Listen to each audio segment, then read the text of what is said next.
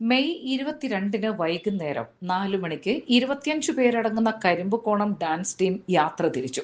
23-ന് രാവിലെ പറശ്ശിനിക്കടവ് മുത്തപ്പന്റെ ക്ഷേത്രത്തിനടുത്തുള്ള ഗ്രീൻ വ്യൂവിലെ 2 വില്ലയിലെത്തി കുളിച്ച് ഫ്രഷായി പറശ്ശിനിക്കടവ് ശ്രീ മുത്തപ്പൻ ക്ഷേത്രത്തിലെത്തി. വളപട്ടണം പുഴയുടെ തീരത്താണ് ഈ ക്ഷേത്രം സ്ഥിതി ചെയ്യുന്നത്. ഇവിടുത്തെ ദൈവസങ്കല്പം എന്നത് വിഷ്ണുവിന്റെ അവതാരമായ തിരുവപ്പനയും ശിവന്റെ അവതാരമായ വെള്ളാട്ടവുമാണ്. മുത്തപ്പനുള്ള പ്രസാദം കൗതുകകരമാണ്. കള്ള്, ഉണക്കമീൻ, ചെറുപയർ പുഴുങ്ങിയത് എന്നിവയാണ് ഇവിടത്തെ പ്രധാന വഴിപാട്. നായ്ക്കളാണ് മുത്തപ്പന്റെ ഇഷ്ടവാഹനം. അതിനാൽ തന്നെ ക്ഷേത്ര പരിസരത്തുള്ള നായ്ക്കൾക്ക് വലിയ പ്രാധാന്യവുമുണ്ട്. ജാതി ഭേദമില്ലായ്മ എടുത്തു പറയേണ്ടത് തന്നെയാണ്. മതമോ ജാതിയോ നോക്കാതെ ഏവർക്കും ഈ ക്ഷേത്രത്തിലേക്ക് പ്രവേശിക്കാം. ഈ ക്ഷേത്രത്തിൽ എല്ലാ ദിവസവും തെയ്യം, അതായത് വെള്ളാട്ടം, തിരുവപ്പന കെട്ടിയാടുന്നു.